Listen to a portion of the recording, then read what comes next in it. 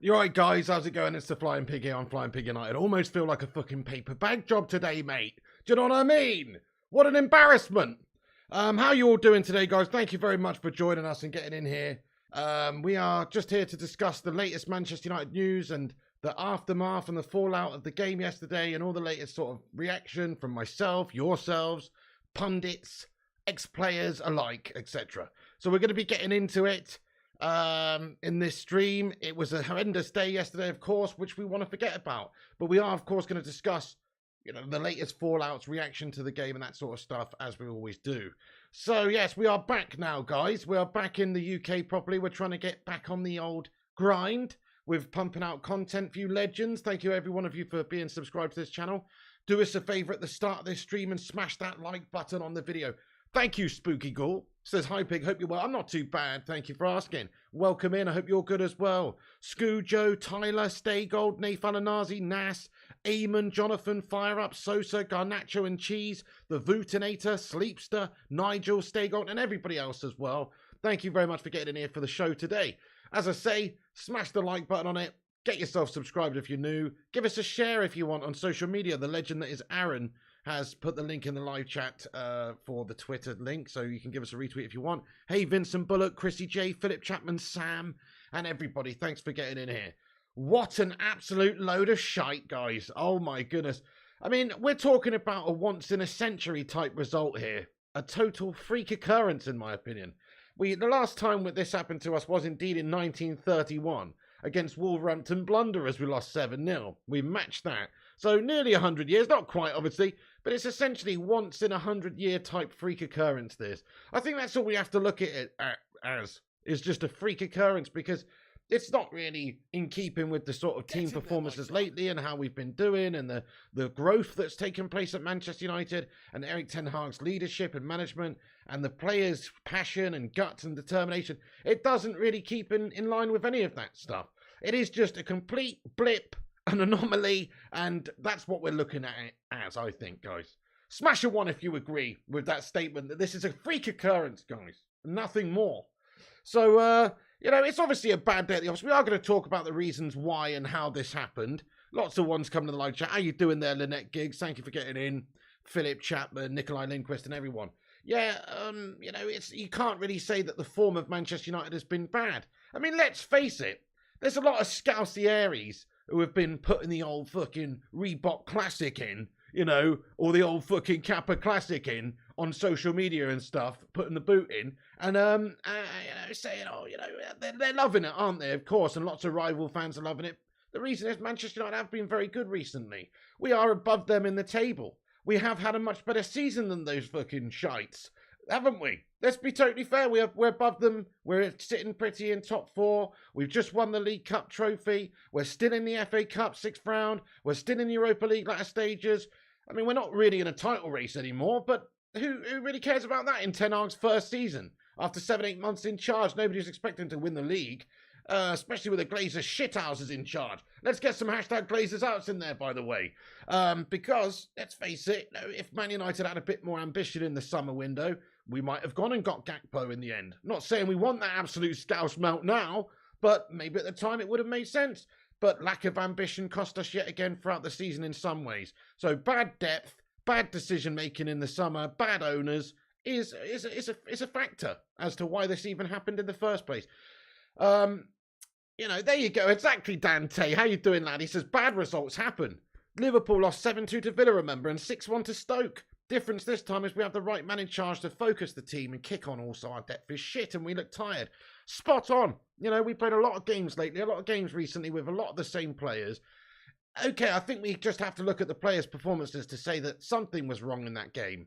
The first half performance was actually pretty good. We were talking about a half time, like the last 25 minutes of the first half were really good from United, positive, creating chances. In fact, we had 2 very good chances of which we could have scored. And then they scored somewhat against a run of play in the first half. And then we know what happened in the second half.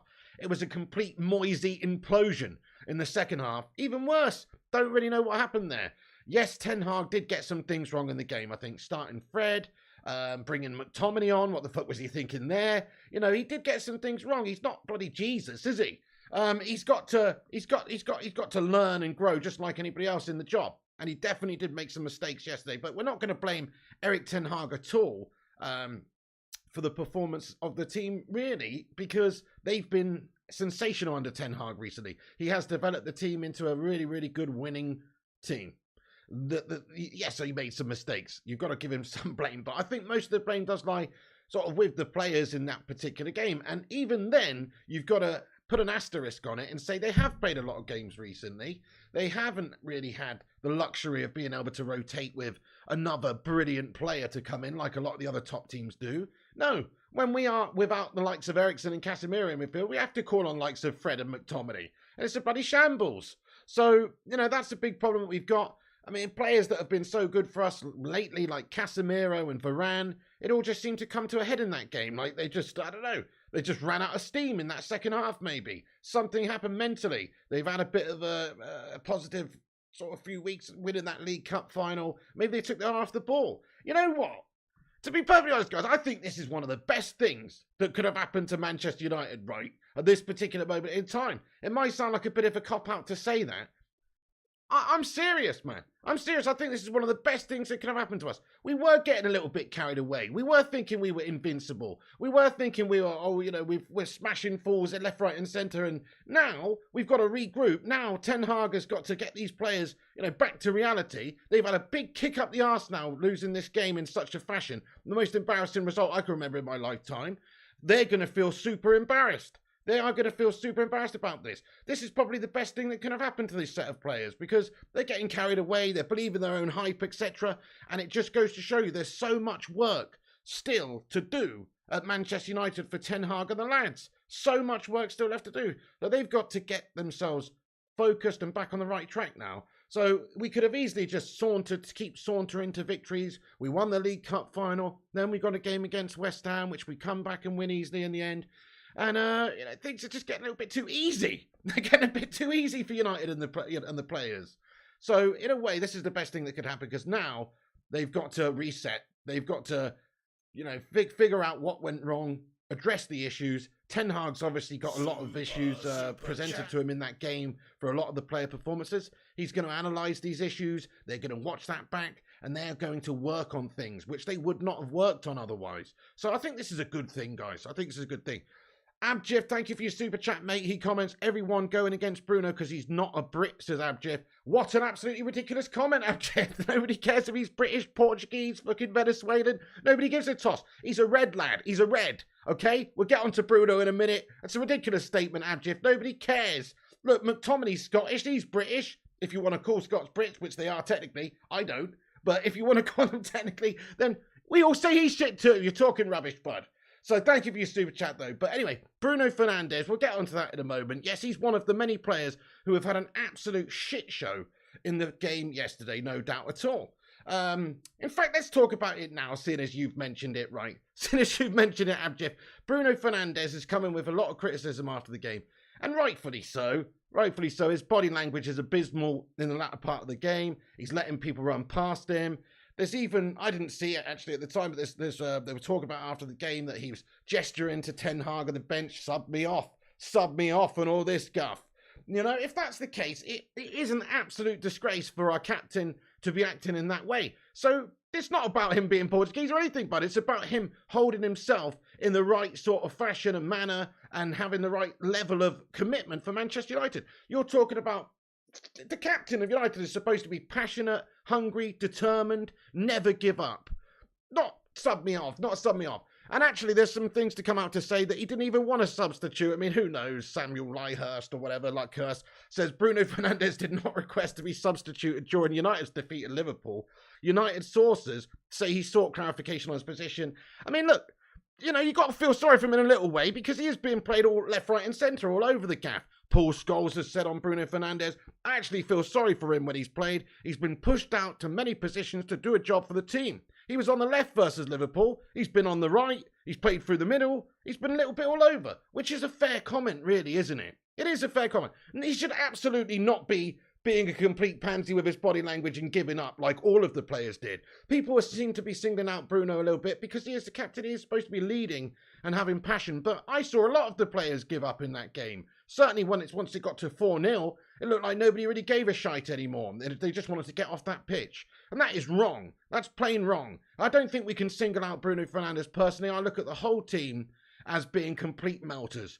Scholesy knows he was used to play in England teams and be put out on the left-hand side and not utilised in his best position. It's frustrating at times. So I'm defending Bruno a little bit here, but at the same time, his body language and his overall manner and the way he carried himself in that game was pretty piss poor. Let's not get away from that. He's pissed. It was piss poor. The question is he good enough to be United captain? Let's ask the live chat with a little poll. Yes or no? Do you think Bruno Fernandes should be captain of Manchester United? I'm going to get a little running poll on that for a few minutes, actually. Should Bruno be captain? Simple as that. Let's type that in the chat and you guys have a little vote and we'll see what you say in 10 minutes. My opinion is, yes, he should still be the captain. Although, for this season, to be honest, I look at who could be for future United captains. Bruno's definitely a great contender. He's got the passion, he's got the hunger, he's got the desire, all that stuff. Apart from the second half yesterday where he showed perhaps his true colours. Do you want somebody who's just prepared to give up so easily like that when you're in a time of need? Not really. I look at Casemiro, actually. I look at Casemiro just in general with his leadership and how he carries himself. And I think he's tailor-made to be a captain of Manchester United, to be perfectly honest with you guys. But Bruno Fernandes is a great option, isn't he? Kate Cadet, thanks for your £2 super chat. He says Bruno is a melter. He lacks bollocks. Get him gone. Kate Cadet, look, he did definitely shrivel up in that game, mate. He did. It's a big shame. You don't want to see your leader, your captain doing that. So I understand where you're coming from. But it's one game. I think he's feeling a bit of frustration having been played out on the left-hand side. I've seen many full-blooded, passionate performances by Bruno Fernandes in a red shirt. Honestly, I've seen many performances where he's committed 100% to the cause. It does bring in a certain amount of doubt, though, when we're in the trenches against Liverpool, losing 6-0, 7-0, and he's asking to be subbed off, or he's letting people skip past, or he's not tracking back properly, he's given up. That's terrible. It does definitely cause a lot of concern. So I understand what you guys are saying. There's a lot of people saying no in the live chat here. No, say 64% of the live chat.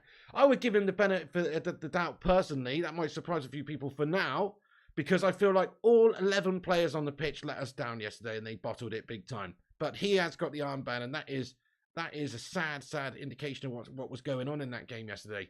Perhaps for the future, you'd look at giving Casemiro the armband maybe for next season, because this is a moment which has brought into question whether or not he does have that leadership and that true dedication and commitment to be a United captain. It takes something special to be a United captain. I saw Souness and Roy Keane talking about it after the game yesterday. And to be fair to both of those guys, and I don't really like Souness as a pundit, he's a tit, isn't he?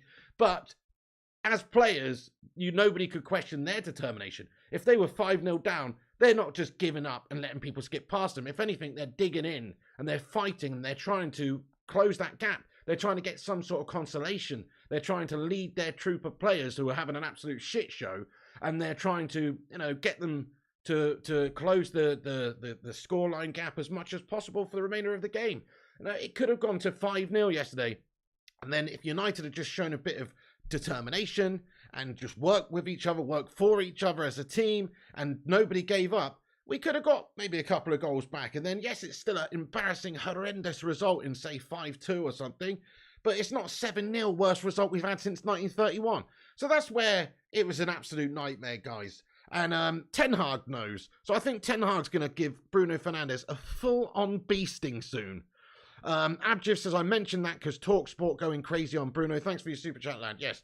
Yeah, fair enough. Well, who cares what TalkShite say, to be honest, bud? But it's a fair point. Bruno Fernandes is in question today because of his disgraceful second half display. Not just his actual football performance, but we're talking about his mentality in the game. He gave up. He gave up and rolled over and he said, looking floppy cloppy, let's have it. He gave up. And that is, you don't want that from a United captain. So, I mean, I must say, I think as a punishment, I think he shouldn't be the captain in the next game. Honestly, he should not be the captain in the next game. I'd sooner see Harry Maguire come in and be given the armband to Bruno Fernandes. Actually, calm down.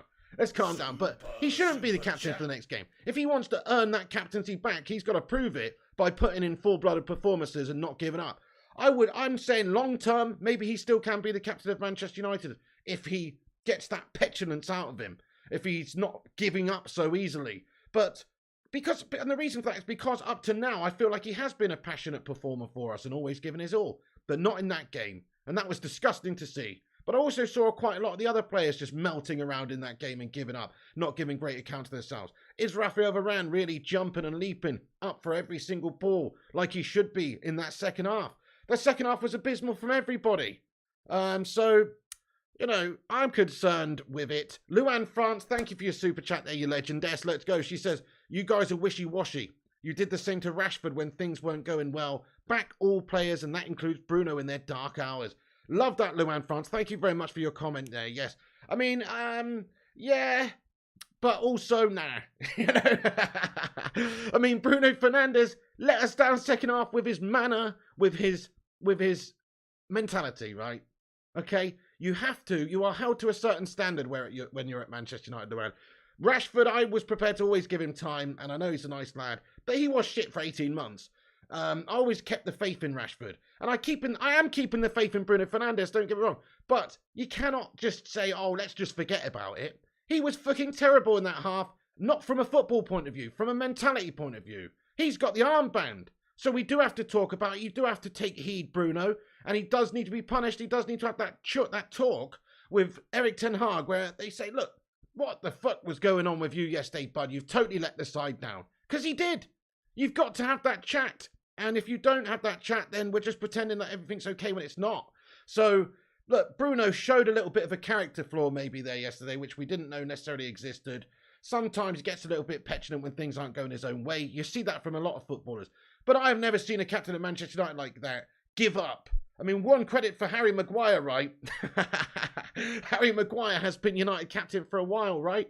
And I hate the guy as United captain, and I think he's not a very good player for Manchester United in general. But I don't think you can ever question his determination or his effort levels. You can question his talent levels because he's bloody bang average. But I've never seen Harry Maguire give up, to be honest. Fair play to him. I've never seen him give up, even when we're getting drubbed up and he's having a shitter at the back. I've never seen him give up in quite the same manner. So we do have to talk about it as it's a big problem for Bruno Fernandes to be like that. That's just how it is. So anyway, thank you for your comment there, Luann France. I agree to a degree. We're not just going to throw Bruno under the bus for one game. But if he wants to fight and have that captaincy and be a leader for us, he has to show that. So maybe I would just strip him for the next game, teach him a little bit of a lesson, and ultimately he's still going to be a main contender to be captain because of his passion, because of his qualities, and all that kind of thing. But you've got to believe in what the manager's doing. So, we saw that quote earlier on there that maybe Bruno didn't request to be substituted. Apparently he signalled to the bench and asked to be substituted, but this report from Samuel Luckhurst suggests that he just sought clarification on his position, right? But even if that is the case, you've got to be getting behind what Ten Hag's doing here. You've got to be all pulling in the same direction. So, I'm not going to try and single out Bruno Fernandes more than anybody else. I do think a lot of the players in general, the whole team, perform like shite. But as a captain, he's got to hold himself with, a better mentality there. Arctic Jacko, thanks for your super chat. He says, was that a goblin-esque stench at Anfield last night? Or was that just the Scousers in the stands? That was the worst performance I've seen since Moyes. Mate, it was a combination, wasn't it? It was a serious stench going on.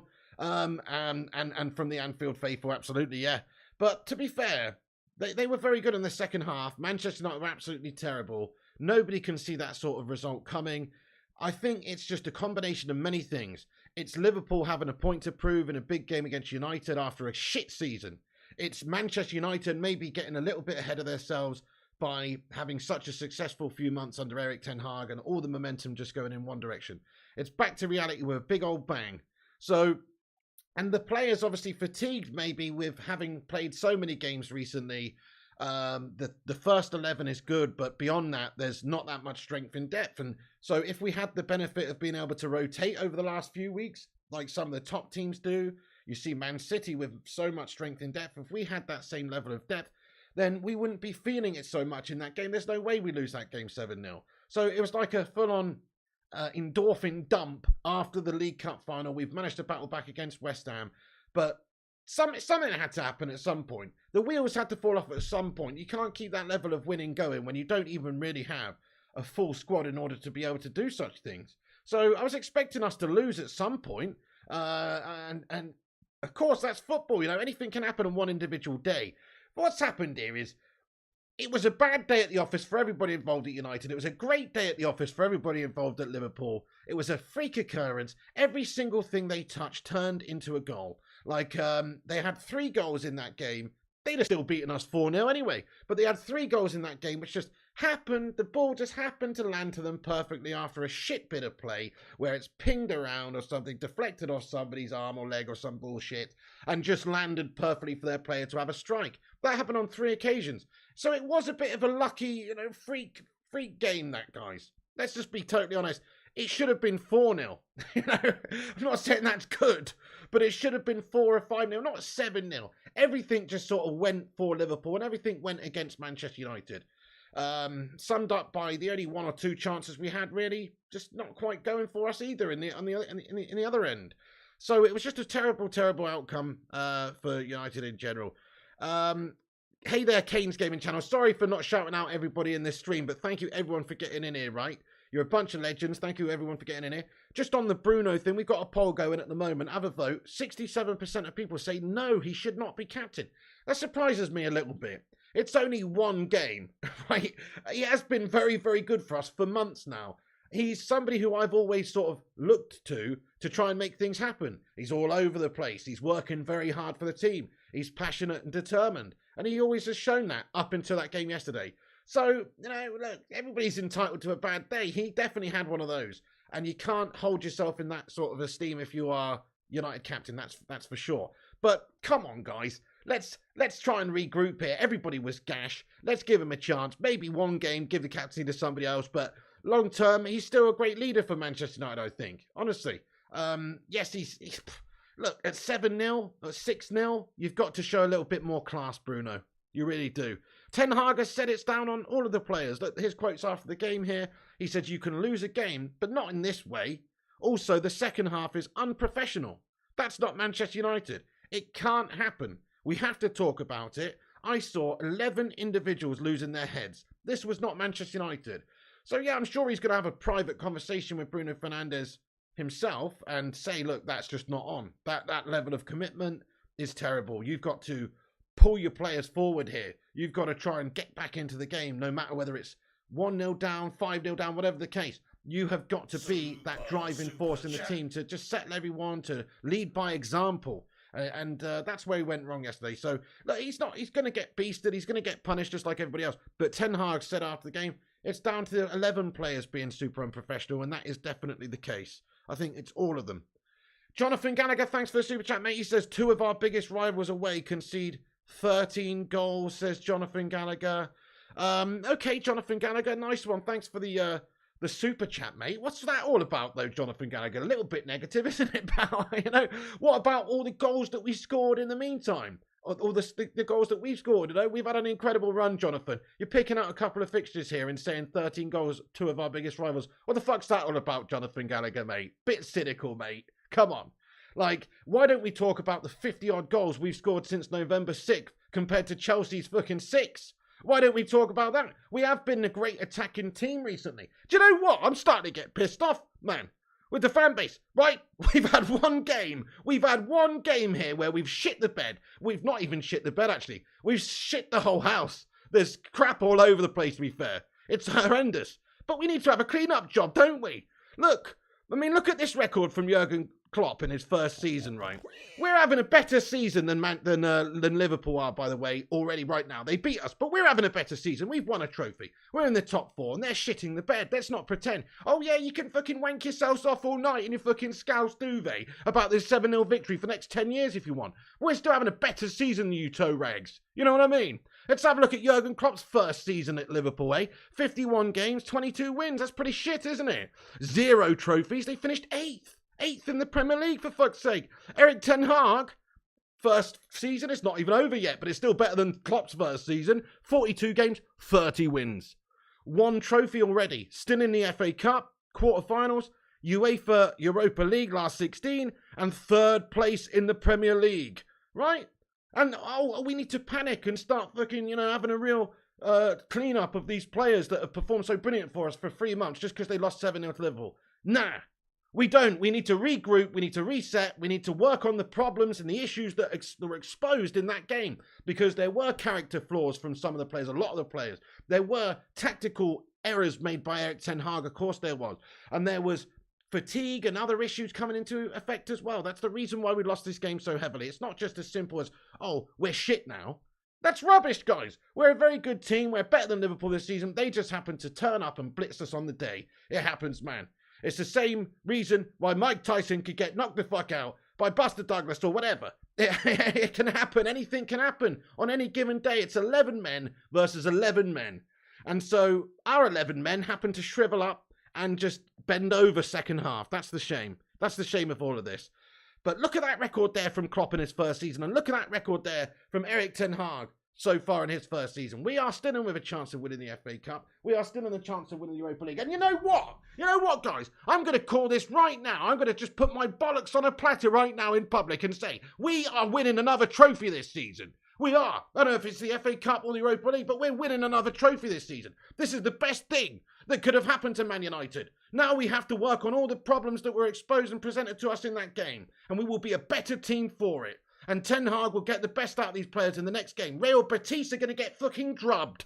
That's right. And then after that, who've we got again? Southampton, is it? Can't remember. They're getting fucking drubbed in the league as well. Like, that's how it is. We're going to have a response. We're going to have a reaction from this. And it's the best thing that could have ever happened, because we were getting ideas above our station, to be fair. It's Ten Hag's first fucking season, man. He's been here for 2 minutes. He's got the Glazer shit houses as owners. We have spent a bit of money, but we didn't go the whole hog. If we'd have gone the whole hog, we'd have got Gakpo in the summer, wouldn't we? Or similar. Like, we would have done more in January and not got Weghorst. We'd have gone for somebody with a higher profile, with a higher ceiling, with a better talent, like Victor Osimhen or somebody. If that was the case, we wouldn't be in this position right now. So Ten Hag's had to battle against the previous regime. Fucking Wreck-It Ralph in there last season. What the fuck was he doing, mate? Ole Gunnar Solskjaer before that, Ralph Rangnick, and all that mess he's had to mop up for, man. And he's done a tremendous job of being able to actually get us competitive again, near the top of the league, winning games, winning trophies, and still in all fucking competitions. What more do you people want? We have lost one game against Liverpool. I don't care if it's 7-0 or 1-0, to be fair. A loss to the Scousers is always disgusting. I mean, this is extra disgusting, to be honest. Of course it is. But, the overall picture here, let's not forget the overall picture that United are going like this. So, we're going like this. Yes, this is down a little bit, but now we could go back up there again. We're on an upward trajectory. Definitely with Ten Hag at the wheel. So, in Erik ten Hag we trust. I see a lot of people, not that many people actually, because not that many people are fucking Egypts, but a few people saying, oh, Erik ten Hag out. And, oh, Erik ten Hag, what an embarrassment, losing 7-0 to Liverpool and all this stuff. Fucking hell, man. He's basically, I call him fucking Gandalf the Grey. He's a wizard, man. He's done incredible things at this football club in such a short space of time. You can't doubt the guy. You can't doubt the guy, man. He's done excellent things. He will understand just what an embarrassment this is, and I'm glad we've had the reality check that we needed. We'll be much better for it. Chris Koo, thank you so much for getting in here with your super chat, my son. He says, did you see that Piers mug come out and slate us? Yes, I did see that Piers Morgan twat come out and slate us, mate. He put a tweet out with a picture of Erik ten Hag saying, oh, how can this man stay in the job after a result like that? Mate, how can you stay on fucking television with a face like that, you fucking Home Alone 2 pigeon lady looking prat? Do you know what I mean? Like, what the fuck's the matter? Piers Morgan, nobody gives a toss about your opinion on Manchester United. You're a fucking Arsenal supporter, mate. Do you know what I mean? You ain't won a trophy since fucking shit. Well, Arteta, we won't talk about the FA Cup. The Premier League since 2004, mate, or some shite. You're irrelevant as far as I'm concerned. And Piers Morgan is, a dead ringer for that Home Alone 2 pigeon lady. I've had enough of his opinion. To be honest, to be honest, guys, his opinion is worth about as much as a fucking Andrex toilet roll. Wipe your fucking ass with it, as far as I'm concerned. He's a joke, man. He might be super rich, he might be super famous, he might have a lot of influence, he might be able to interview Ronaldo and everybody else. He's still a fucking twat, though. There you go. Don't care who you are, you're a prick, Piers. and just keep Manchester United and Eric Ten Hag's name out your mouth, bud. There you go. That's all you got to do. Nobody cares. So I did see that, bud, and I was very, very annoyed about it. But you know, he's just stirring the pot, isn't he? That's all he does. He's just stirring the pot, and he will say anything to get a reaction, bud. He will say anything. In fact, I bet you he sits around going, what is on this particular topic, what is the stance that I could take that's going to rile the most people up? That's all he ever does. There's a name for people like that. Twats. And that's it. Attention-seeking twats, and that's all he is. So anyway, right, okay. So guys. Hey, Sing Games, JW92, Vooty, and all the moderators, thank you for being in here. Everybody else, guys, do us a favour at this enjoying this stream. We've got 127 likes on it. That's good. But let's get 200 likes on it right now. Let's have a like spike. If you're just joining, hit that thumbs up button. That's all we ask. It's free to like the video. Hit the like and also hit the subscribe button on it if you haven't done so. If you're new to this channel, hit the subscribe. We're actually quite close to 70,000.3 subscribers now. So if you are new to the channel, hit the subscribe and smash that like button. Nice one. Right, I've got plenty to get into. I'm very annoyed, guys, as you can imagine. Because we're seeing knee-jerk reactions left, right, and centre over what is a magnificent season. If United finished 4th and we win the League Cup, I take that and I go, great first season for Erik Ten Hag, considering all the obstacles he's up against and all of the shit that he had to mop up before. Honestly, I'm not kidding. Yes, it would be nice to win the league. Of course it would be. We're not ready yet for that, guys. God almighty, it would be somewhat of a Leicester City miracle if Ten Hag was able to win the league this season. We're not in a title race anymore, nor should we have ever been, really. It's unbelievable that we were even talking about the possibility of being in one. Should we have picked up the first available trophy to us this season? Probably not. No, he's already exceeded expectations there as well. We're in the FA Cup 6th round and we're in the Europa League still.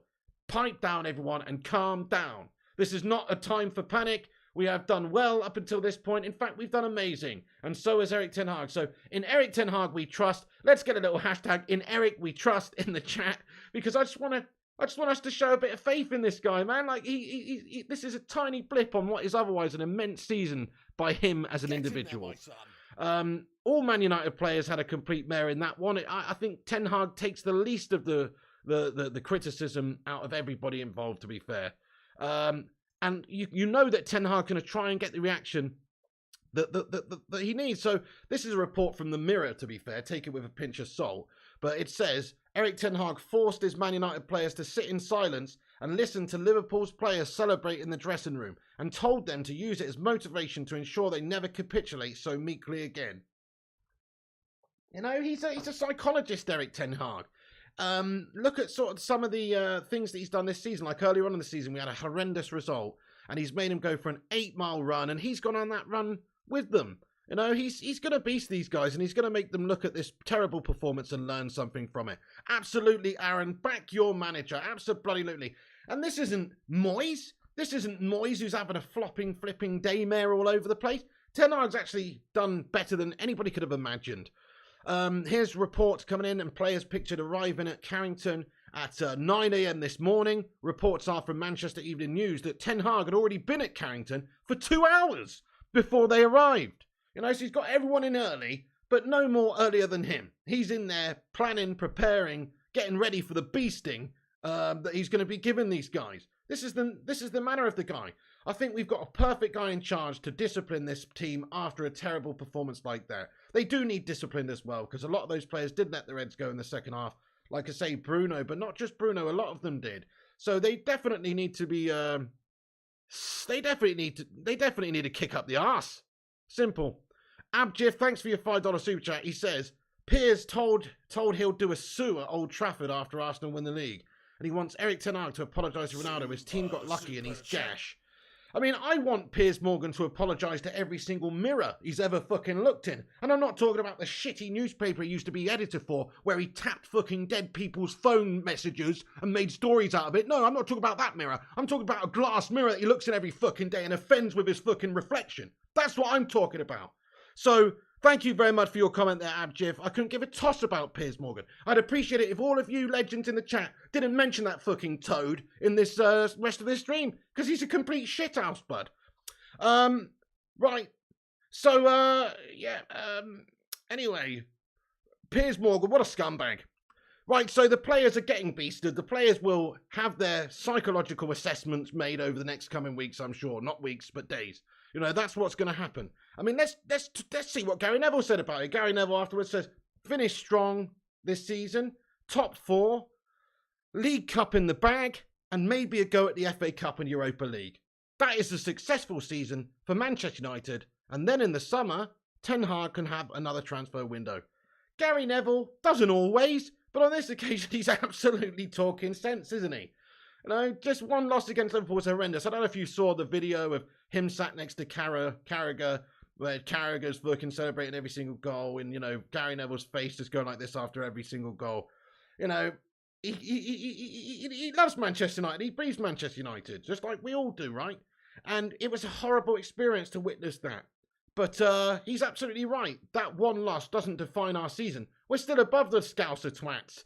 We've still got to finish strong in this league. We can do that. As long as we get top 4, that'll be a good finish for us. And we will get top 4 this season, guys. Spurs are a bunch of absolute melters. Newcastle are decent, but they've started to let the melter results come in a little bit. And Liverpool, yeah, okay, they're sort of catching up a little bit now. It was a 6-pointer in some ways, that game. They are capable of getting into the top 4 themselves. I would imagine, probably, that they probably will just about get into the top 4 because Spurs are bottle melts, big time, and Newcastle aren't quite the seasoned winners and, you know, perennial contenders that they will be just yet under Eddie Howe. They're just not there yet. So maybe Liverpool can get into the top 4, but they're not going to finish above us, guys. Let's ask the live chat then. Let's ask the live chat. Who finishes higher out of Man United and Liverpool this season? You know, I don't think this changes anything. We're still going to finish higher than Liverpool. We might not be able to challenge for the title now, but probably 3rd place is ours. Probably 3rd place is ours. Let's ask the chat. Man United or Liverpool, who finishes higher? United says Puskar and Rajat V and Dutch Christ and Vincent Bullock and Mohammed. Liverpool will drop the penny, says Sosa. Exactly. So based on what they've done this season, they have not been the most consistent. This is not the greatest Liverpool side you've seen over the last few years, which is even more of a concern why we ended up losing so badly to them. But they're not that consistent. They're not that good. Before us, they're struggling to beat teams that are really not that good.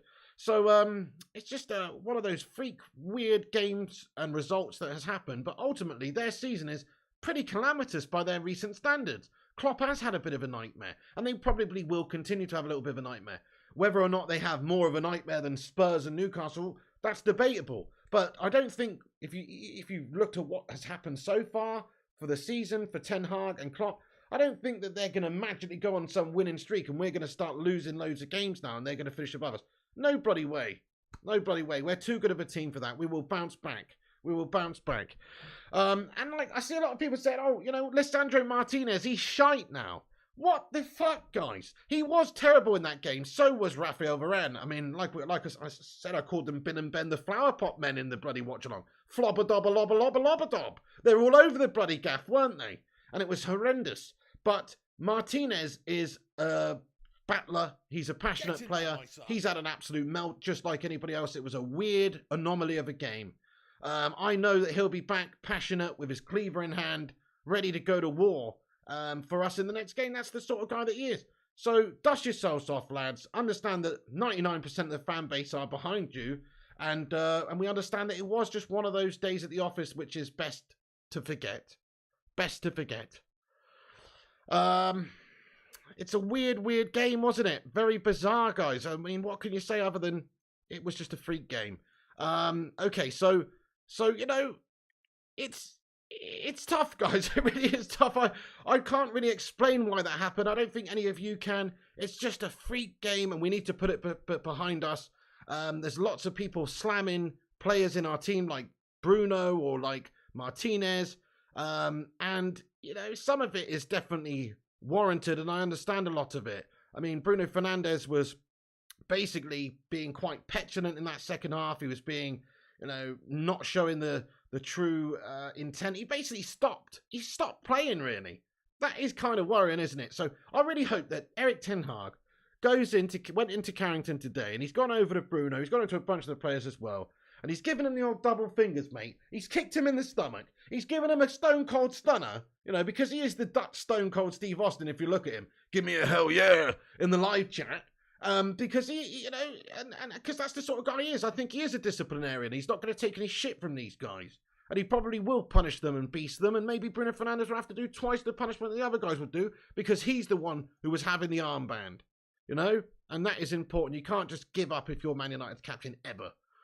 So that's where I'm at, guys. It's very frustrating and a big concern, but I hope that most people understand it's one game. It does not define our season. We're still going for the trophies that we're going for, and I think we will pick up a trophy this season. I still think we'll pick up another trophy this season. You can call me delusional, but if we'd have finished that game 0-0 and we'd had a shit result and a shit performance, well, that's not a shit result, is it? But if we had had a shit performance and it just finished 0-0 or even 1-0, let's say we lost that game 1-0 at Anfield, 1-0.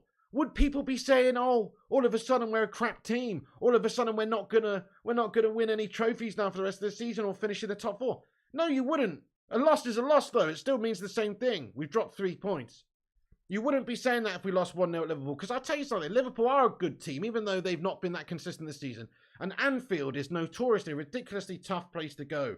It's intimidating for the players. They've got the support behind them. They have got an incredible fan base, Liverpool, even though they're a bunch of rats. Right? And they make it a cauldron of football, right? And that is something that you have to factor in as well. And if we'd have lost the game 1-0, we'd have said, "Oh, you know what? We played crap today. We've lost to a good team away. It was going to happen at some point."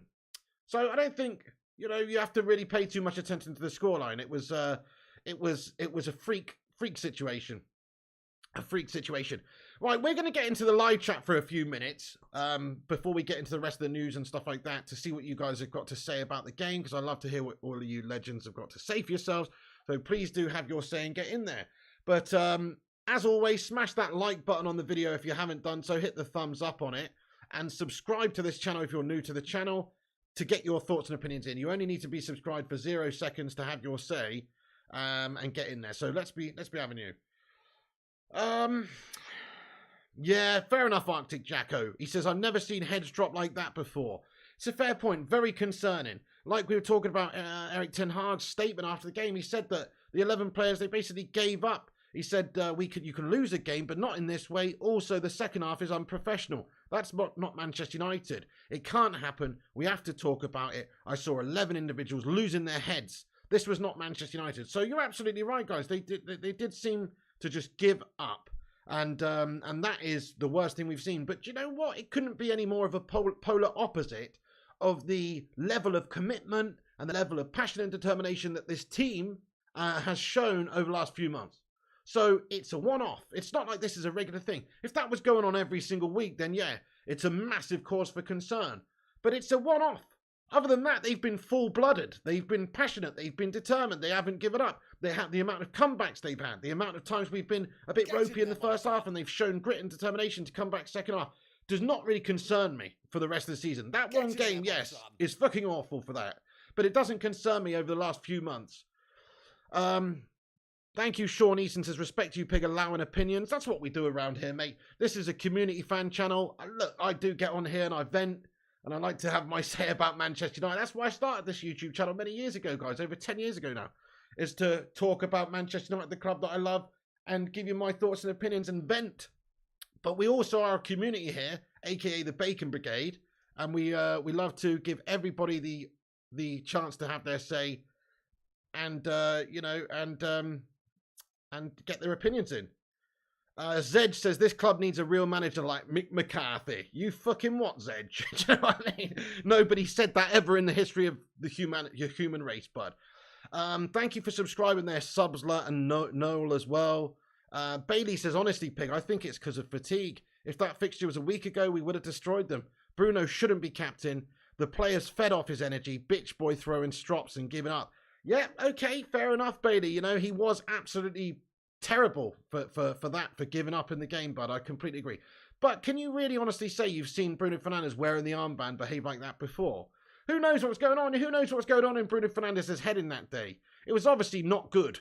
It was not good, but okay, maybe take it off of him for a game. Teach him a lesson. But I still think he's been a passionate leader for us up until that game. I can't really think of many other games where he's just down tools and looked like a complete strop merchant. You know, he definitely gets frustrated when things aren't going his way, 100%. I've never seen him give up quite like that before.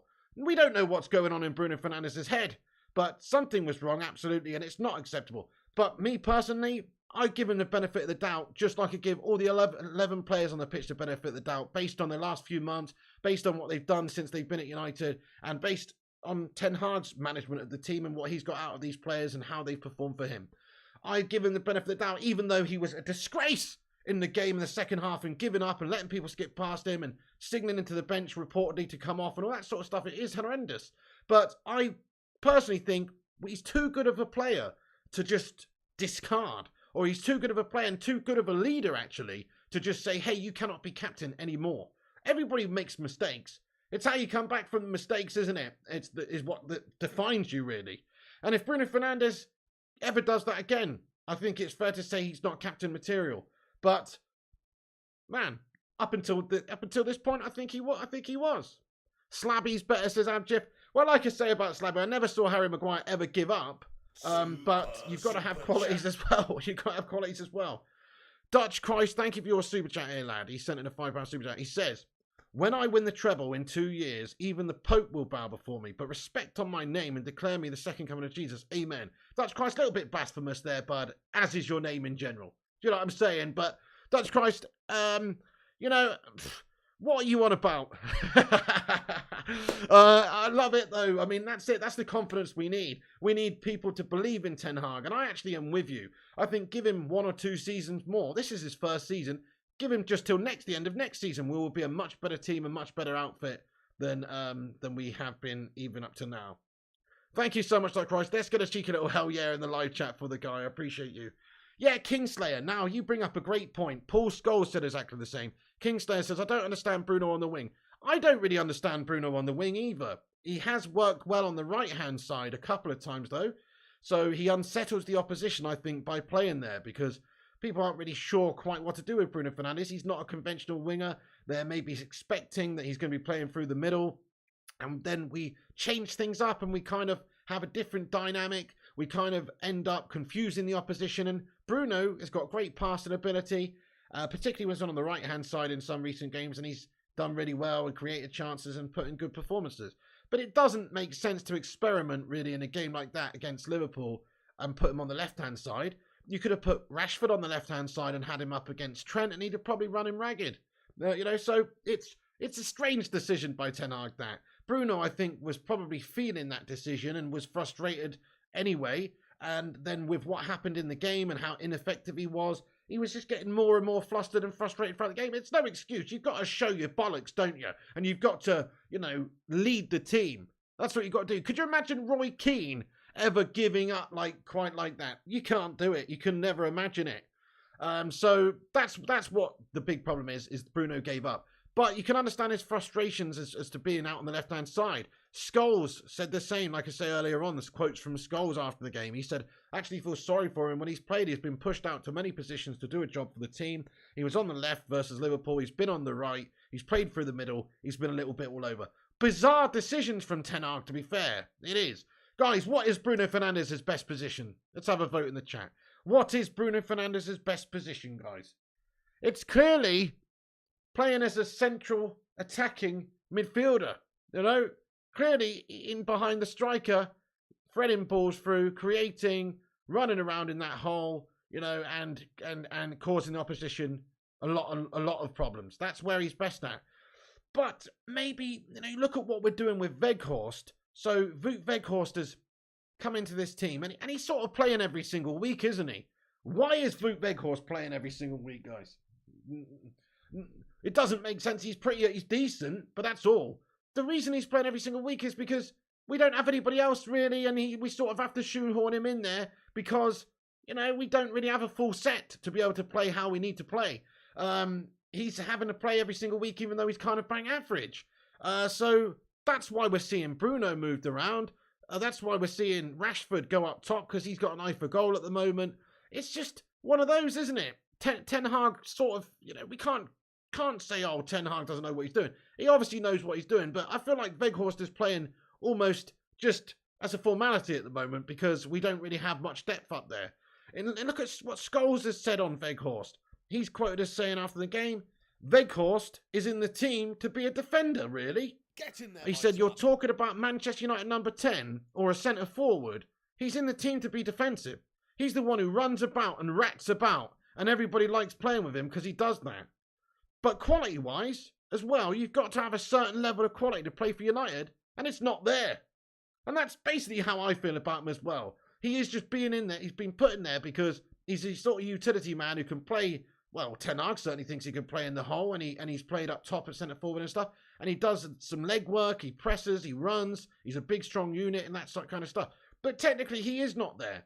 So Ten Hag's just doing what he can with what he's got. So I feel for him. Thank you, Paul, for subscribing to the channel there. Nice one, bud. I appreciate that very much indeed. Bruno is the rat of the squad, says Farzad. Rajat says, at least Roy Keane has knowledge. I mean, look, Roy Keane's a great player, great pundit. Nobody can really question him and what he achieved in his game. Are you trying to say that Paul Scholes doesn't have knowledge? I mean, he's a genius of the game as well. I don't know. But either way, these guys have got fair points here. Weghorst is not really, if we're being totally honest, United's standard. If we had a proper striker, like a proper baller striker who can get you 25 goals a season, if we had Haaland, or we had Mbappe, or we had Osimhen, or we had, any number of actual proper quality strikers, Weghorst would not be getting in this team, would he? Weghorst would not be playing centre attacking midfield or 10. He would not be playing there. It would be Bruno who's playing there, and Rashford would be playing in his best position, which is out on the left. But Ten Hag wants goals, and I don't think he really trusts Weghorst to get the goals, so he's putting Rashford up there, and, sometimes, anyway, it just... he's trying to do with what he can, with what he's got, and it's tough. But he did make some mistakes yesterday. Sabitzer should have gone on there instead of Fred, shouldn't he, from the start, and McTominay shouldn't be getting subbed on. Why are you subbing a championship player on middle of the game? It doesn't really make sense. He made some mistakes. Nobody's perfect. Farzad says, I'll never forgive Bruno for what he did to CR7, says Farzad. What did he do to CR7, Farzad? Farzad, you know what I'll never do? I'll never forgive Cristiano Ronaldo for what he did to Manchester United, mate, the club that fucking made him. You know what I mean? I'll never forgive Ronaldo. Fuck CR7, bro. You know what I mean? One of the greatest players of all time. Still my GOAT in many ways. What a player. At his peak, I don't think it gets any better. But goodness me, he threw United under the bus. He threw Erik Ten Hag under the bus. He's not bigger than Manchester United. Look at Manchester United post-Ronaldo. Goodness me. Talk about vindication for Erik Ten Hag. Talk about vindication. My God, he has literally been proven to have made the right decision by getting rid of Cristiano Ronaldo. Ronaldo was a toxic melt at this football club, it turned out. We were instantly worse the day that he came in. We were better before, and we're instantly better the day he's gone. So he was the toxic melt of this football club, nobody else. Fuck Cristiano Ronaldo, bud. Yeah, MUFC says CR7 left for Champions League football. Nice one, mate. Anthony Young says, we are in this situation because of CR7. No striker now, and Martial was made of glass. That's right. If CR7 had have just kept his head down, actually showed a bit of grit and determination to fight for his place in the team, and do a bit of leg work, and maybe, be a bit more of a utility player, maybe take slightly less of a key role. Problem with him is, he's such a pig in ego, is that, everything has to go through him, and when it doesn't, he throws his toys out the pram and has a strop. Look, he's the greatest player of all time, guys. He's 37 now. He's not the same player now. But he's the greatest player of all time.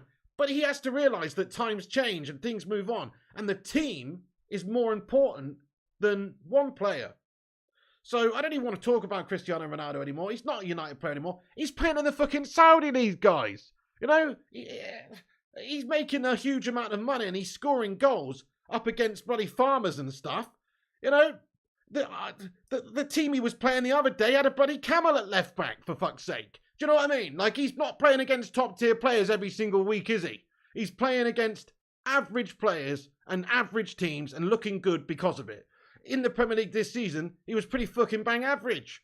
Earlier on in the season, anything he played, any games he played, he wasn't very good. So we're a better team, man. We're a better team, guys, without Cristiano Ronaldo, no doubt. Forget Ronaldo. We're not talking about Ronaldo. This isn't about Ronaldo. We're way better off without Ronaldo, guys. Oh, we need Camavinga, says Rajat. Well, there you go. We need somebody in midfield. So if Eriksen's fit, we are a very good team. If Eriksen and Casemiro are in the middle of the park, it gives us that dynamism. It gives us that technical ability on the ball. Eriksen's actually a bit of a Terminator, isn't he? He runs around like a madman. He's great passer. He's great keeping hold of it. He does more often than not make the right decision. Fred is a great runner. He's also a very good player to have in your squad to bring on sometimes. But he's not got the same level of intelligence or technical ability that Eriksen does on the ball. No, his vision's not the same. His technique's not the same. We're lacking. So without Eriksen, we are kind of weakened. We're definitely weakened. If we go out there and get another beast midfielder in the summer, we'll be instantly a much better team. And if we couple that with going to get a proper goal scorer in the summer, well, we will be back. We will be back indeed. We're not quite back yet. We thought we were back, but we're not quite back yet, as this game clearly shows. But as I said earlier, I think it's the best thing that could have happened to us, because now we have had that reality check that we desperately needed. And Man United will be a better team for it, because Ten Hag and the players will have learnt a lot from this despicable result. Eddie's Football Waffle, how you doing, you legend? He says, I'm going to be honest, I'm still a bit embarrassed and pissed. Need the next game quick. Spot on, Eddie. Yes, it was a complete embarrassment of a game. It's just a freak game. Jonathan says, facts, Ten Hag ruining players, playing them out of position.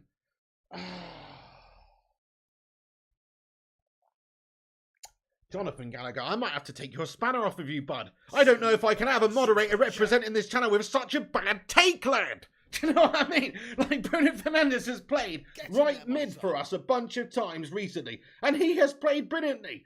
And Erik Ten Hag has played Weghorst in the hole a couple of times in the last couple of games, and he's played well too. Like, there are certain horses for courses and certain games that require certain different players to play in different positions, and you use your squad, don't you? As I said, if Wout Weghorst was not Wout Weghorst and he was actually a better player, then Wout Weghorst wouldn't be playing. We'd have, if we had a better player than Wout to come in, then we would be playing that player up top scoring the goals for us. Ten Hag can't rely on Wout Weghorst, Mr. 2 in 20 at Burnley, to score goals. So he's got to, like, put him in the hole to run around and be a big lummox, basically. Just a big, like, Dutch shit Emil Heskey, basically. And just try and, like, I don't know, cause problems for the opposition, win the ball back and stuff. Which means he has to play other players out of position and stuff. He doesn't want to do that. Ten Hag doesn't want to do that. He's doing that because that's probably the best way to win games at the moment. You know? And he's been proven right up until that one game. So I couldn't disagree more. I just think that you've got to understand Ten Hag's a tinker man. His in-game management, his proactive substitutions and stuff over the last few months has been a joy to behold. If he thinks that that's the best course to get to victory, then I have faith in him, man. I really do. And if he had Mbappe, he's not going to be playing Mbappe number 10, is he? He's not. He's going to be playing him up top. He's going to be playing Rashford over on the left, and he's going to be playing Bruno in the hole. You know, so that's where we're at, really. He's got a shit player on his hands. No disrespect to Wout Weghorst, he's okay. But, you know, Scholesy said it best. He's not got the quality of play to play there, really, for us. Mate. Abjiv, thank you very much for your $2 super chat. He says, Milinkovic, Savic or Lema from would be better. Yeah, true. I mean, I like Bellingham. I'd go and get Bellingham if money's not an object and it's possible. But yes, you just mentioned a couple of good midfielders. We definitely need a central midfielder, absolutely. Keep hold of Eriksen as well, definitely. We got Casemiro.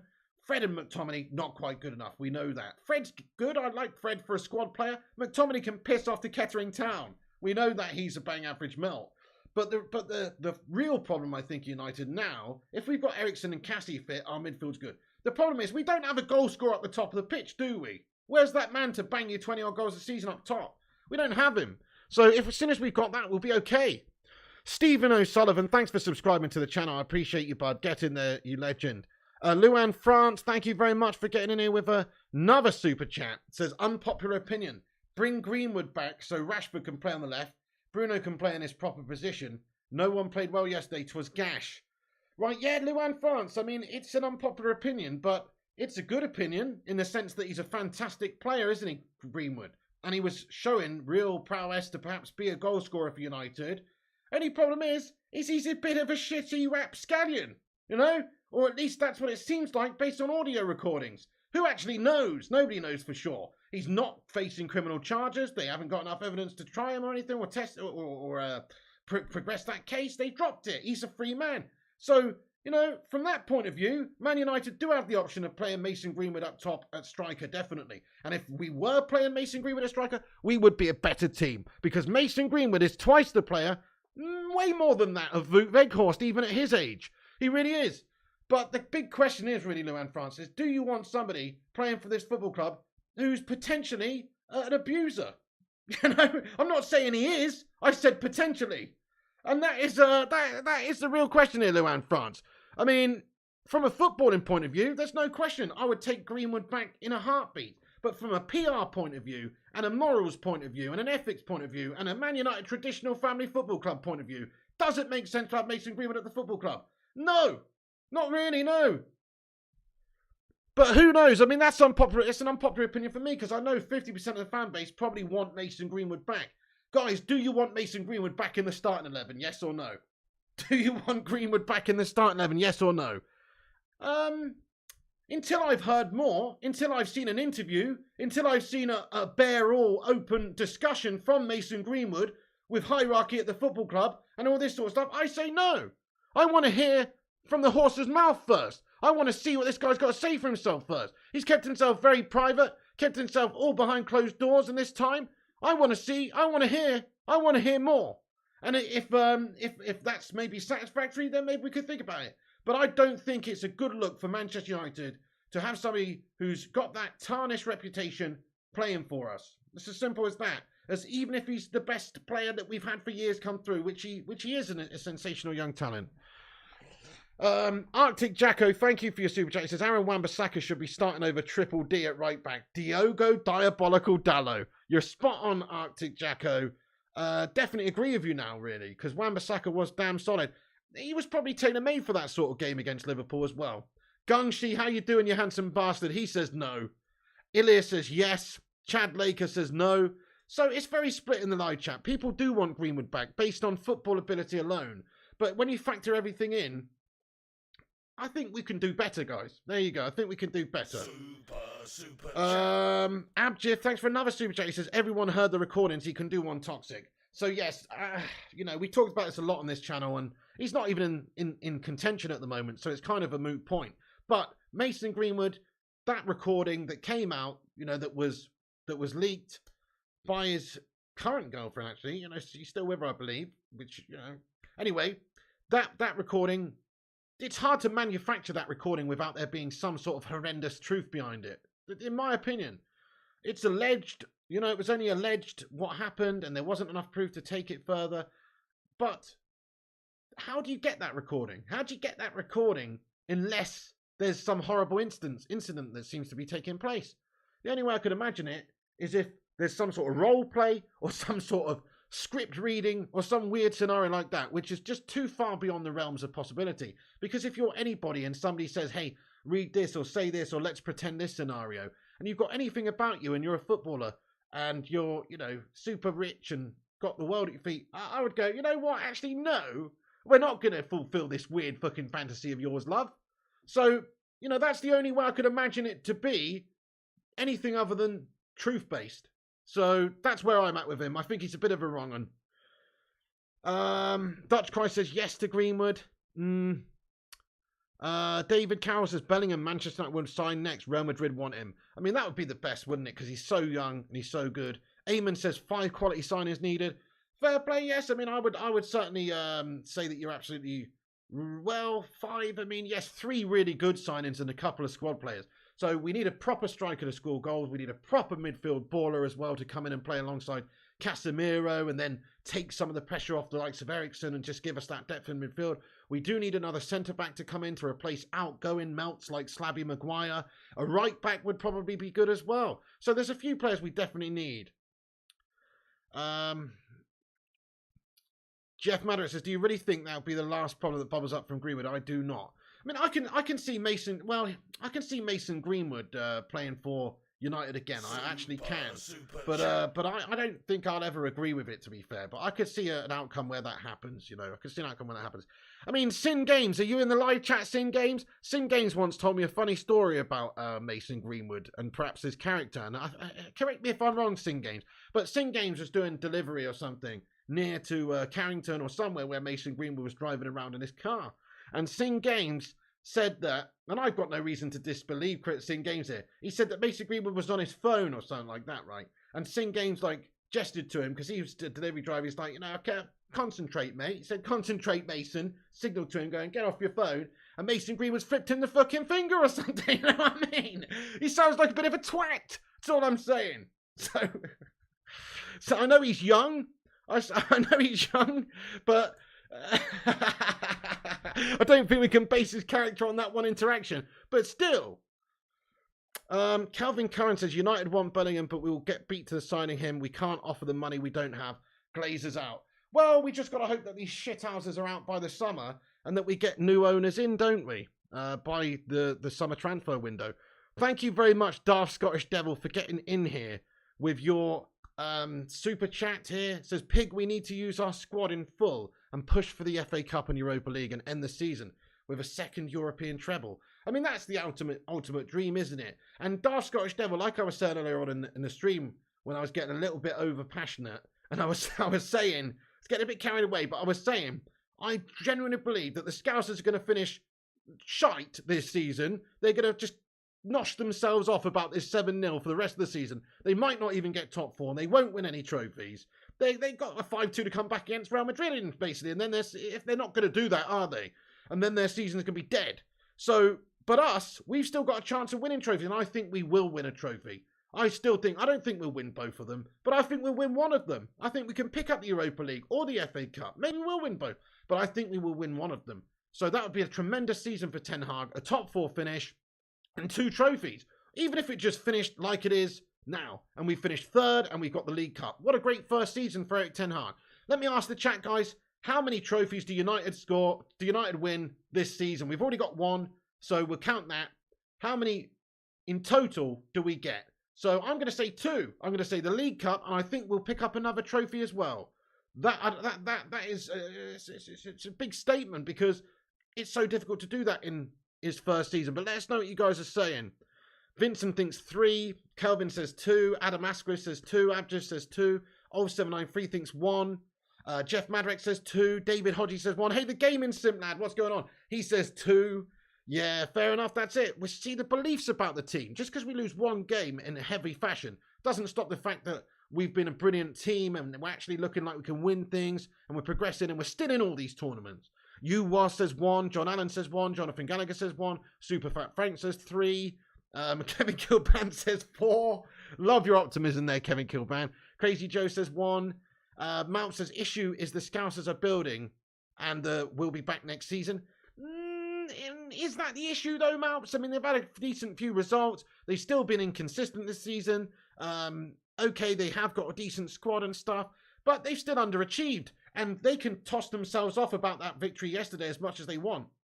Doesn't change the fact that come the end of the season, we'll be finishing higher than them with more trophies than them, and they'll have a dead season. It doesn't change anything about their season, really. It's one game. You don't win a trophy. Oh, you've got the 7-0 against United trophy this season, Liverpool. Nice one. Do you know what I mean? 2 trophies and top 4 in the bag, says Storm Chaser. Get in there, my son. Love it. Doubling games. How are you? Says 2. Sonic Asylum thinks 2 as well. Yes. I'm all good, thank you, Bobby Sands. I'm feeling much better today, actually. I do feel actually almost back to myself in a way. You know, I haven't had any breathing issues today at all. Get in there, my son. So I'm feeling much better, actually. Hopefully it's just whatever I've had with some long virus and it's passing. I don't want to take it, you know, for granted. I don't want to get too ahead of myself. But yes, I'm going to try and hopefully do loads of videos now, guys. I need to have a big march, do a lot of content for you legends, and just get it out there rocking and rolling, guys. Back to doing 2 United vids a day and a cheeky FIFA stream at night every single night. That's the plan. Thank you, Gung. Says glad to hear it, Pig. Yes, Chris Koo says must have been that gas air in the Canaries. I don't know, Chris Koo. I went down the hospital in England on Saturday night, came back Thursday, had some issues on Thursday, had some issues Saturday, hence why I went down the hospital. So I don't know. But yeah, maybe. But why would that happen? I don't know. Don't know why that would happen, man. I guess it's more likely I just picked up some sort of horrendous virus, maybe. I don't know. Which is undetectable. Andy says, Pig, I find it funny that everyone is blaming Bruno when it was everyone at fault, not just him, and people just think he should be dropped, then everyone should be dropped also.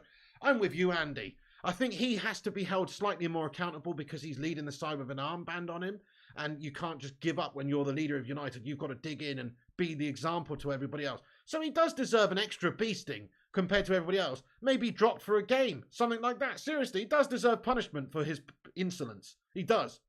But to discredit what he's done up until this point is just silly. The last few months he's been huffing and puffing and working his socks off for the team in most games. So in all games, really, he's always a committed, full-blooded player, apart from that game yesterday in the second half. His head's gone. And it's a disgrace. You can't do that if you're United's captain. But I'm with you, really. I think we punished him just like we punished everybody else. And then we let him come back, you know? That's what it is. Andy says, Pig, it doesn't help that Bruno's constantly played out of position. That's right, yes. As I said, there's Scholes' comment there on the screen about him, playing out of position. And he feels sorry for him that he's being played out of position. David Hodgie says, Pig, don't forget the Bangkok Cup. I had forgotten that, actually. Exactly no subscribers. He says, still have a trophy. The Scousers won't have one this season. Precisely no subscribers. So, as I was saying, look, for anybody who's just getting in here, I said this at the start of the stream. And here is the record of Klopp's first season versus Erik ten Hag's first season. Klopp, first season at Liverpool, 51 games, 22 wins, 0 trophies. 8th place in the Prem. Ten Hag's first season at United, 42 games, 30 wins, 1 trophy already, still in all the rest of the competitions as well. FA Cup and Europa League, and 3rd in the league. And it's not even over yet. So, God almighty, he's doing a tremendous job, isn't he? Gaming Sim says at 0-0, Bruno and St. Rashford both missed sitters. It would be a different game if they scored. So true, so true. We had an amazing spell of like 25 minutes in the first half. Rashford's like got one off his studs. It was not the best finish. Good ball in from the left, and he's not taking it. And then, like you say, Bruno's had a bit of a mare. There was a couple of chances. If one of those gone in, totally changes the game. Doesn't exclude Manchester United's disgraceful second half performance, but it's fine margins in this game of football. It was a funny old day. 4-0, we smashed them, Scousers, said he's football waffle. Thank you, Kevin UK100, for subscribing to the channel, guys. Thank you, everyone who's hit that subscribe button, by the way. If you're new to this channel, do hit the subscribe button. Let me just see how many subscribers we got, because I like to keep track. Have we hit the storied 70.3 yet? We have, guys. We've hit 70,300. Let's get a 70.3 in there. Thank you, everyone, for subscribing to this channel. That's awesome, man. Thank you for doing that. We are on the way to now 71,000 subscribers. Well and truly on the way. Klopp smashes United, says Sean N. But it's they did beat us 7-0, but can't really say anything other than that. They did beat us 7-0, but what have they got to show for it, man? What have they got to show for it? They're training 5-2 to Real. They're outside the top 4. They probably finish outside the top 4. And even if they don't, they're going to finish Bayern United. So what have they got to show for it? We've actually got stuff to show for our season. They don't. Thank you, David Hodge. I appreciate you. Thank you, Vincent. Bullock says we got 243 likes. That's excellent, everyone. Thank you, everyone, for hitting that like button. Do hit the likes if you haven't done so, and help us get to 250. Let's have a like spike. Exactly, Gaming Sim. They will make a DVD out of this game. They'll be talking about this shit for years. And in all honesty, we would be as well. Because it is a crazy result. Like we've said, you have to go back to 1931 to get another time where we lost 7-0. So it's a ridiculous result. It is a freak result. But it doesn't actually mean that much. It's still, whether we lose this game 1-0 or 7-0, it doesn't actually mean any different, if you ask me. Subs says Klopp took over a much crappier team, but he didn't have all that cash spent last month. Totally disagree with you, Subslow. Were you watching Man United last season under Wreck-It Ralph Rangnick? Fucking hell, we had Harry Maguire and Lindelof playing at the back, for fuck's sake, lad. Are you serious? My goodness me, McTominay and Fred in the centre of the park and stuff. We had a shit team, bud. Yes, Klopp had a crap team when he first came in as well, but he still had some very good players in the team, and he was backed and he was given time. Man United had a crap team. We had Harry Maguire's our fucking captain last season, bud. He cost 80 mil. Yeah, it doesn't matter. I don't care if we spent 80 mil on him. People say, oh, you spent 80 mil, you spent all this money. We spent it on shit. So what does that even matter? Doesn't matter how much they are. It doesn't make a difference if he's 80 mil or 8 mil. He's still shit. So, I actually disagree with you. We were terrible last season. Just as bad as when Liverpool, were taken over where Klopp came in. My opinion. Vutane says, Eddie, I've moved on. No need to drag it out. We're doing all right. Let's see what we got at the end of the season and go from there. Go on, the Vutanator. Precisely. Changes nothing. DJ John T, late to the show. Have not come over that loss yet. Mate, me too, DJ John. It's a sickler. Super. Thank you, David Carroll. I appreciate you. Says, I light a candle for you at church. Thank you very much, you legend. Scouser on the Wirral says, it will be 10-0 next season there. Mate, Scouser on the Wirral, I mean, what a load of bollocks, bud. Go back to where you came from, sir, in the Wirral there. You know what I mean? Abjif says, actions speak, let's win on Thursday with Betis, move on. There you go, Abjif. It won't be, says Rajat V. Dutch Christ says Liverpool, Cirrhosis Paul have only lost once in the Premier League at Anfield this season against Leeds in October. Okay, yeah, exactly. It's a tough place to go. Madrid owns Liverpool. Watch Liverpool get done 8-2, says Legacy of Outlaws. Have to learn from the Liverpool game. Damn right, Jonathan, and we will. As I said earlier, this is the best outcome we could have had from that game in many ways. It's a wake-up call. We've now got to work on the problems at Manchester United. We're not just resigned to the fact we're a winning team. We've got big problems. We've seen that yesterday. So Ten Hag's done brilliantly. He now has to regroup. He's now going to basically beast everyone and make everybody look at all of the mistakes that they made in that game.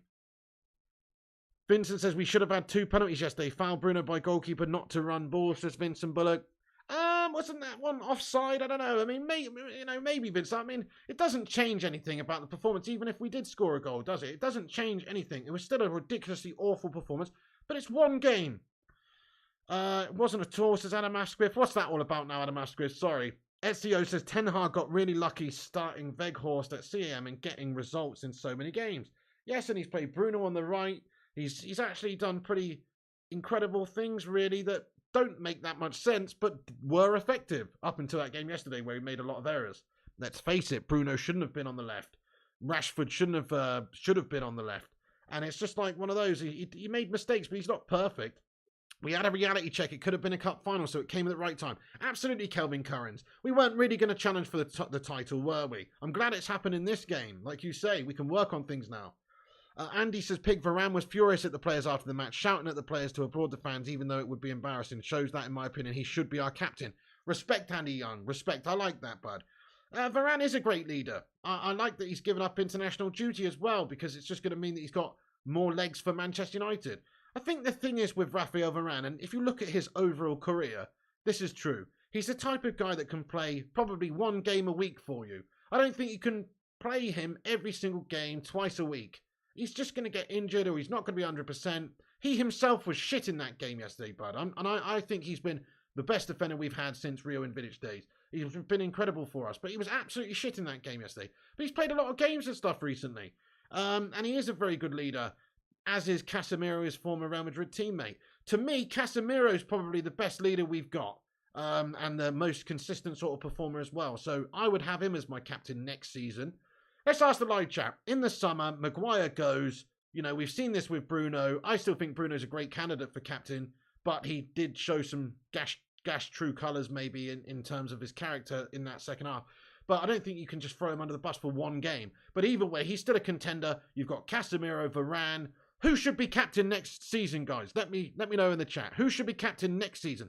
I'm going to put my hat down in the ring for Casemiro. I think he is a born leader. He leads by example. And, you know, just because he's been in here 2 minutes doesn't mean that he's not a great candidate for captain. Gungshi says Varane is a winner and a leader, could be good captain material. Definitely. I think it's between those 3. Or De Gea, says John Allen. Yeah, De Gea, says Rajat B. That's a good shout as well. He is all about United. He's always got the right mentality. He lives and breathes United. He's been here for 11 years now. He's got the all-time clean sheets record to prove it. Charlie Anthony says Varane. DJ John says Phil Jones. Casemiro or Martinez says Madhouse. Thank you, Zephyr Javahari, for subscribing to the channel, mate. Nice one. Appreciate you. Varane as captain. Casemiro as vice, says Andy Young. Casemiro, Martinez or Varane, says Gungshi. That's the short list. I think you're right, bud. Yeah.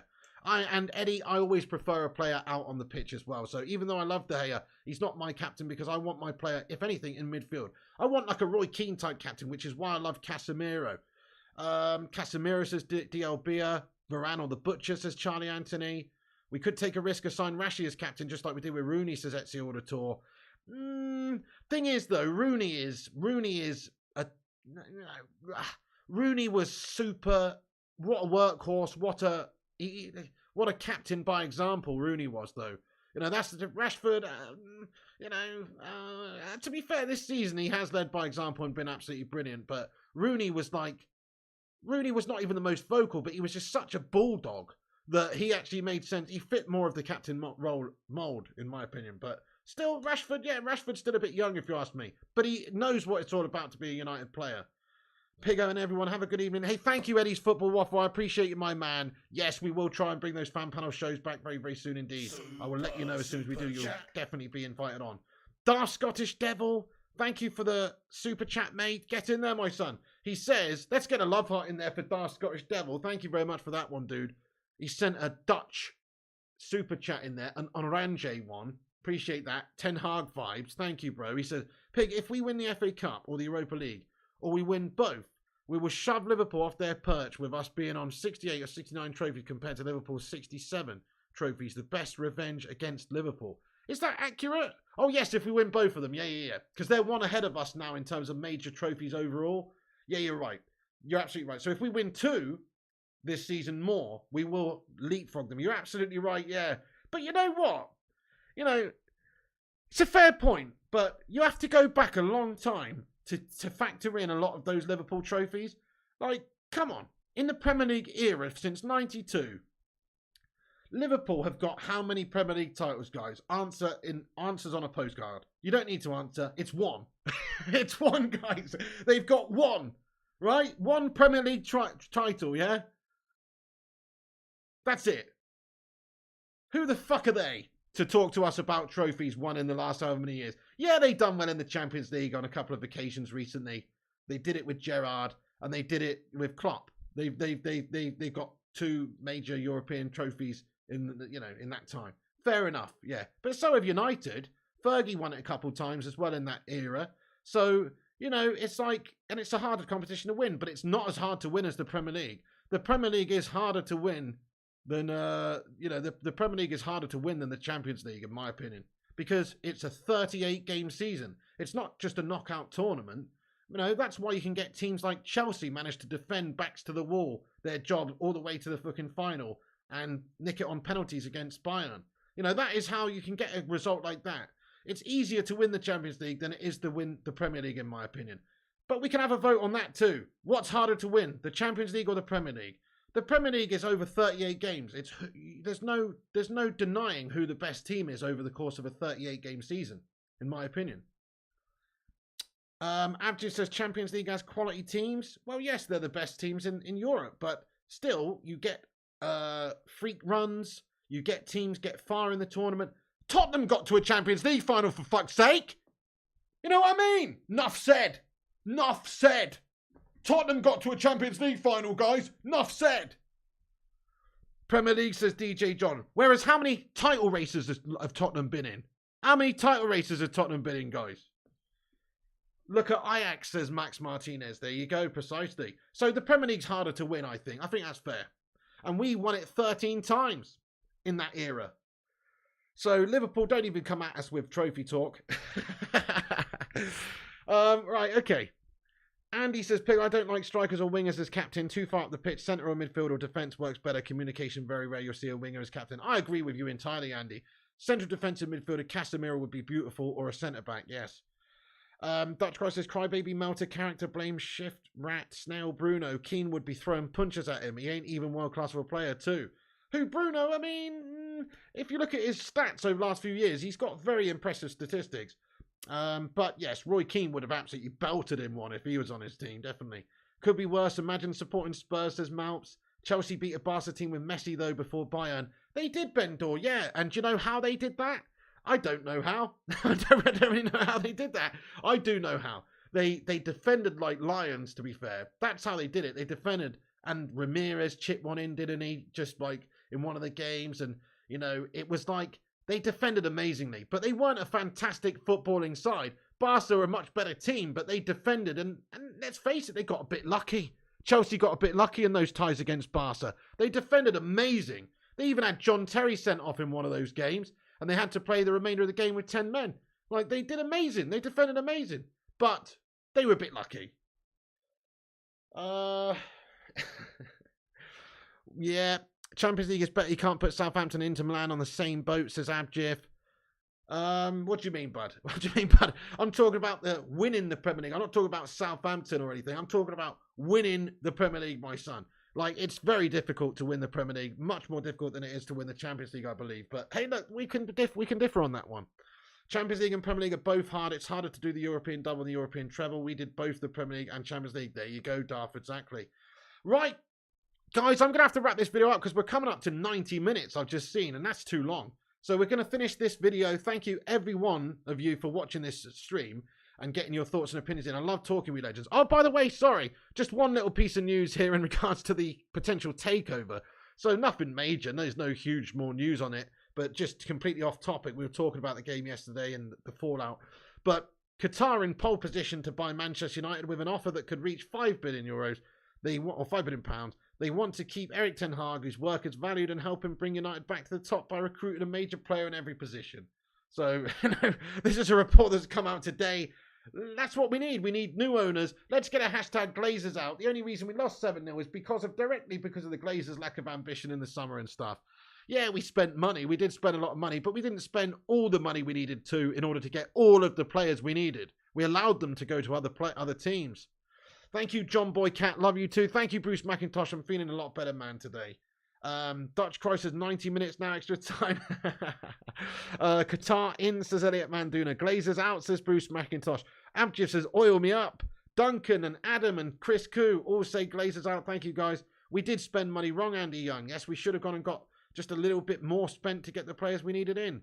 Thank you, DJ John T, for the super sticker at the end of the show, lad. He says, cool. Thank you, DJ John T. I appreciate it, man. Guys, I'm not promising it yet. Depends how I feel later. But right now, I feel okay. Smash a 1 in the chat if you think we should do FIFA tonight about 11 p.m. Thank you, Gung. She says, hope you continue to feel better. Thank you so much, lad. Yeah, so, you know, putting you in time out there, Jonathan Gallagher.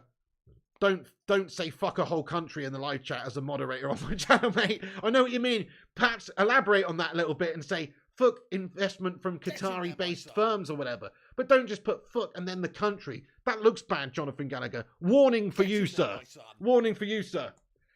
Well, Alfie, thank you for subscribing to the channel as well, bud. Dark Scottish Devil. He says, Pig, most of the reports are only based around the public bids, but there are a lot of confidential bids, so just part of the story. Yeah, precisely. There's a lot of legs in this one. And look, if you look at the Glazer shithouses and what they've done, look at that bloody Glazer melt at Wembley the other day. You know, it's like, I think what they're trying to do is just squeeze out as much money as they can for this club, and they're not in any rush to sell. They want a bidding war. They want to get as much money as they can, and they're prepared to sit on it until they get it. Nice one, Gungshi. Okay. So, guys, thank you very much for watching. That is it from me today. You're a bunch of legends. I appreciate you all for watching. If you just got in the stream, go and watch the start of the stream back. Come back and get your thoughts and opinions in the not live comment section after this video is finished about any of the stuff we talked about in this video. Come and get your thoughts in after and let me know what you think went wrong. And, you know, I don't think this is any cause for panic, guys, as I mentioned earlier on. It's a big old blip. It's a horrible, horrible result. It's a freak result. But it doesn't define our season. We're still finished better than Liverpool. We still won a trophy. We still are in 2 other tournaments where we can win trophies as well. So we're having a good season and Ten Hag's doing bits still. So, like I say, in Erik ten Hag we trust. I've got no reason to discredit him or disbelieve what he's doing at the club. Yes, the players let us down and people like Bruno let the heads go and stuff, and they need to be bollocked and they need to have a bee sting. But it's the best thing that could have happened to us losing 7-0 to the Scousers, because it's a reality check that the players and the team needed after a really ridiculous winning run. It might sound silly to say that, but we're a better team. We will be a better team because of that result, I think, for the rest of the season.